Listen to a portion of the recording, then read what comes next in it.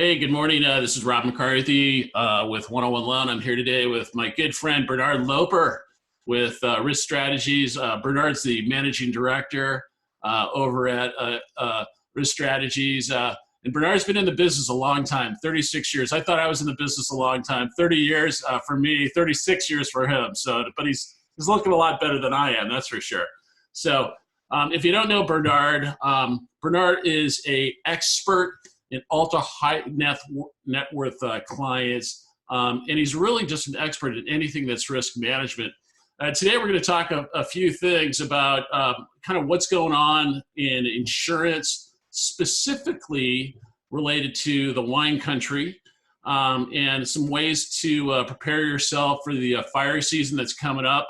I understand we just had a brush fire recently, and so things to definitely consider if you're in that neighborhood or those areas. Bernard, good morning.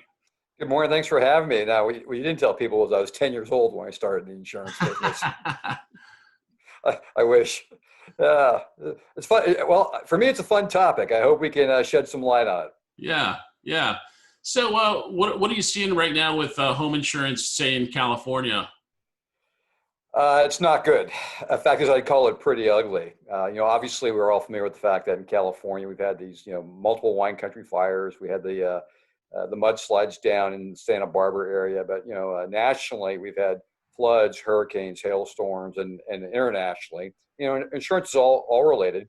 So the bottom line, Rob, is that prices have been going up dramatically for the last several years, and it's become very difficult to get insurance in some cases, especially if you live anywhere that's considered a brush fire. Yeah. So places like, and I know you see this when you work with like new home buyers, but places like Lake Tahoe, anywhere in the wine country, Southern Marin, on the peninsula, places like Woodside, Los Gatos, it can be an absolute bear to get coverage. And what I tell people is if make sure you pay your home insurance premiums on time, because if you get canceled, they're not taking you back at the same price you currently have. Yeah. And for your clients, I would say anyone who is currently looking at buying a new home should absolutely call their insurance agent before they make that offer. Right. Because just because that current homeowner has insurance that's $1,000 a year, that does not mean you're going to have that same insurance going to be for $1,000 a year. It's probably going to be something quite higher, and you want to know that before you make that offer. Yeah, especially in areas where there's lots of brush, access, older homes. It's been a challenge for a lot of our clients.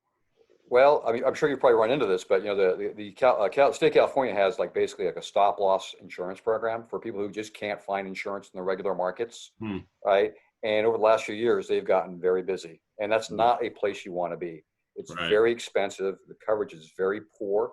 Yeah. And I tell people, if you have to go to a place like that plan, it's going to be probably between 2 and 4 times more expensive than the regular market. Wow. And when I think about what's happened, just the devastation in the wine country, what are you seeing? What are some mistakes that people have made, and what are some things that people can do to just improve their situation? Let me take the first part of that. And the first part on that is by far the single biggest mistake after something like the wine country fire is that we found that approximately 70% of the people, for example, up in Santa Rosa, which got clobbered, roughly 70% of the people up there were underinsured. So just to make the math simple, they needed $1 million to rebuild the home, right? Because it burned to the ground. I need $1 million to to make it look like it looked before. And they find out that, as an example, they have only $850,000 in insurance coverage. That's how much the insurance company is going to give that person to rebuild the house. Well, obviously, there's a delta of $150,000. Insurance company is not giving you that money. That's your problem. And so you're going to have to come out of pocket. And unfortunately, what we've seen up in the Santa Rosa area in particular is that people can't afford to rebuild. $150,000 is too much for me, right? I'm 67 years old. I just retired, as an example. I can't afford that. So one of the single biggest pieces of advice I always tell people is a lot of us have a tendency to think of insurance as set and forget. Well, I bought it 7 years ago. I haven't looked at it since, but it's fine, right? Right. I would tell you, no, the world has changed. It's probably not fine. As an example, the cost of lumber after the fires went up by over 30%. It's still up. Same with steel. Right? Anything that has to do with home construction is a lot more expensive But remember, it's not just the fires here in California. We had the hurricanes, the floods all over the country. Right. So I would tell you once a year, get on the phone, get on Zoom, meet with your insurance agent, go through your home insurance policy. Yeah. Obviously, you need to understand what you have, but I would tell you, as importantly, understand what you don't have. Right. Yeah. Right? It's interesting. I was recently looking through my policy and originally I had it for, $250, $300 a foot. And then I kind of looked back and I'm like, well, maybe I need to increase it to like 500 or 600 a foot. And, when I get clients looking for construction financing, they say, average bill is 300 a foot. I'm like, maybe 5 years ago. Now it could be anywhere from 600 to 1,000, depending on what you're doing and how you're doing it. And then if you say green, add another 30% to that. Rob, could not agree more. Yeah. And that's a perfect example of what happens. Because remember, that amount of insurance you carry to rebuild the house is your responsibility. You need to determine what that is. It's not the insurance companies. Yeah. And I have a similar story. I mean, literally, let's see, it was Tuesday of this week.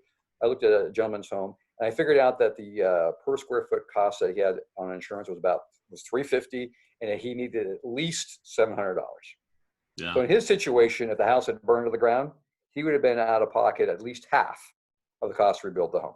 So biggest single piece of advice, biggest mistake is go look at your coverages, look at what the amount of insurance you carry is, make sure if the house burns to the ground, you can cover it. Because here's the reality.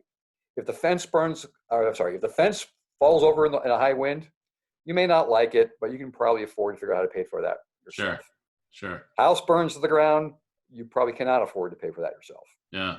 Insure the catastrophic. Forget about that. Don't worry about nickels and dimes. Right. And then, with what's coming up here, right? It's very dry. The winds are coming. Last weekend was so windy and was so dry, right? With these heat spells. What are some things that homeowners can do, to prepare for the fire season? That seems like it's coming. All right. So a lot of these are common sense, but let's hit the first one. So things like leaves, pine needles, just debris on your roof and in your gutter. There's a fire somewhere, and the ember lands on your roof, and if there's debris there, fire. The other big one is defensible space. You should have at least 100 feet around your house, right? That has been cleared out. And I don't mean you have to cut down every single blade of grass, every shrub, and every tree, but it's got to be clear. And what you want is horizontal and vertical spacing between the trees, for example. Got it. So rule of thumb, no tree branch closer than 5 feet to the house. Right. And ideally, the lowest tree limbs are 6 feet or even 10 feet above the ground, because you don't want obviously the ground catching fire and then catching the tree. Right. That makes sense. Another thing you want to look at is making sure that there is space between the canopies. So you don't want the trees touching. Fire catches one tree, it spreads across the canopy. Right. If you do that, if you do that, you'll give the firefighters a real chance to save your home. The other thing I would say that we've seen from these fires is that a lot of embers get into the attic. And you've got the vents in the attic, and with older homes, they're not meshed. So the ember literally floats into the attic, and once it gets in there, it's probably gone. Because it's so dry. So firefighters will drive by because they can't see it. So by the time the house is engulfed on the outside, it's already burned from the inside. Wow. So for older houses, make sure you have some kind of fine mesh across the venting, or if you're doing a remodel or you want to spend the time to do it now, you can actually get vents that will actually close when it's super hot. So the embers can't get in. Huh. Right. And then I guess the final piece of advice I give you is walk around the house. What is touching the house? Wood piles. Make sense of the winter. Now that, June, July, August, the rest of the year is coming, move the wood pile. What else is touching the house or within 5 feet of the house that can easily burn? Move it. Sure. Look at your landscaping. A lot of people have mulch right up to the house. A lot of mulch is burn. Right. Don't do it. Yeah. So final thought there is Google fire prevention, wildfire prevention if you want, and you will get a ton of great advice. Cool. This is very helpful. If somebody wants to get a hold of you, what's a good way to get a hold of you, Bernard?